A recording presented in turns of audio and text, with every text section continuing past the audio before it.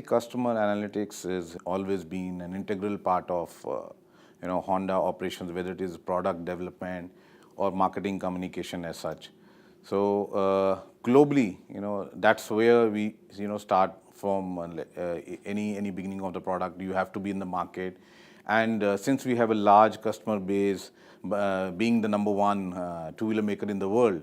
So that gives us a lot of data availability, which continue at the back end. We are analyzing and see what is the kind of user profile of our existing users, and at the same time, what is the inherent needs or desires or aspirations these customers are having. And parallelly, there is team, and since we always have an eyes and ears closer to the market, and the basic objective of all the people who are there in the market as a representative of Honda, whether they are our stakeholders like dealers or our own sales representatives.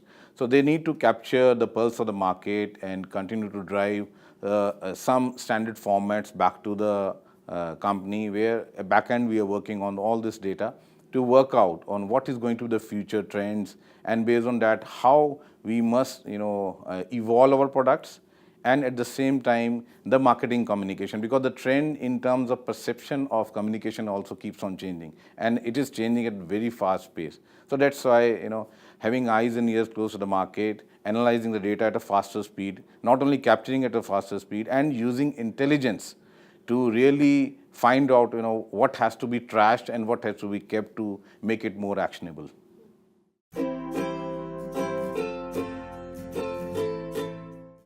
First of all, we capture each and every user profile, those who buy our product, and not only who buy our product, who are actually using the products. And the workshop is one interaction area where we have our online system. Whenever there is a purchase being made, so the data on real-time basis is available with us. So we have both the demographic profiling, as well as once we are meeting them in person, maybe during the workshops and all, there is a little bit of psychographic profiling which is possible for us to do at our end. So this feedback which we get from the existing users is captured, analyzed, and then we have to work on first the product quality in case there are some improvements which have to be captured.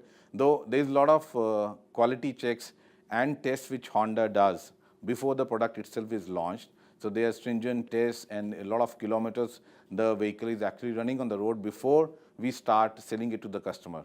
But at the same time, once it goes into the actual mass production and we start selling, so we have a particular frequency which is fixed, by which we call internally as a market quality survey, wherein again an interaction with the actual user, because sometimes the buyer can be different from the actual user.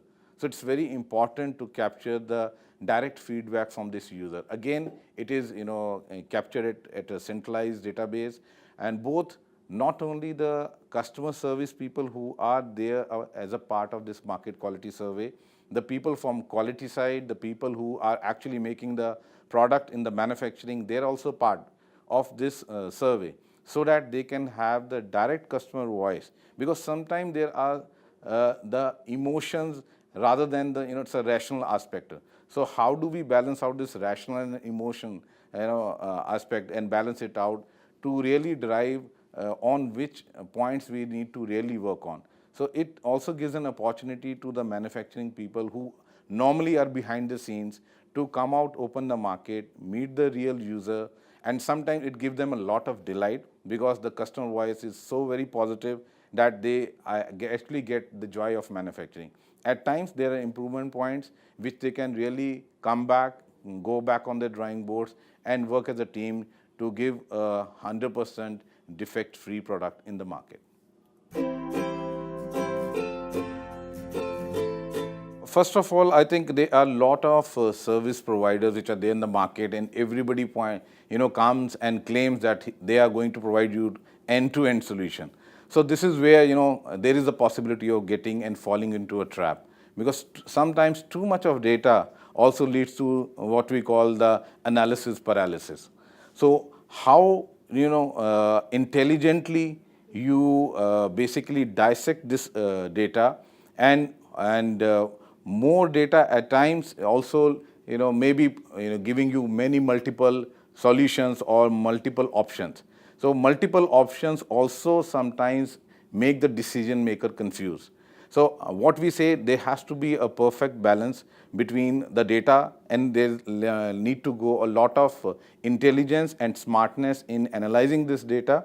Common sense is very much required, and at the end of the day, we should not be moving away from our gut feeling. So a mix of data, the analysis, the tools which you use, your gut feeling, and also not discounting at all your risk-taking capabilities.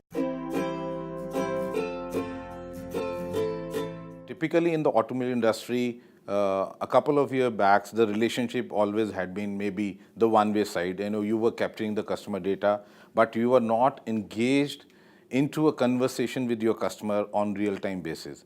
So what technology provides you a platform today is there's a two-way communication which is possible. So there are a lot of tools available, like you are on the Facebook, you have Twitter, you have Instagram, and your own real-time based data which is available, and also the new thing which is in terms of apps. So when we came up with our youth-oriented product like the CB Hornet 160R, and then we have tried to create a new market with the launch of Navi. Both these products, we brought in the technology also. One, the target was very clear that they are going to be the urban youth, and urban youth are already on a 24/7 online. So we came up with the app-based application, where the customer can, download it. Even the booking of the Hornet or Navi was possible online. So it was all this data was integrated at backend, and what it provided us, as before the product itself was launched, that what kind of demographic profiling of the customer and their preferences in terms of variants of colors before the product itself is launched. So this is where technology plays a big role, and it gives a vital clues in advance to the decision makers.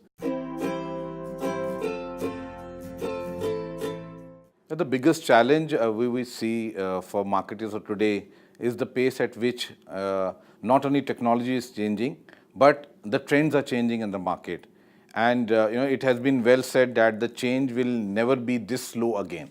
So the moment I'm talking to you, the change is going to be much faster. Even tomorrow, another 1 hour from just now when we are speaking to each other.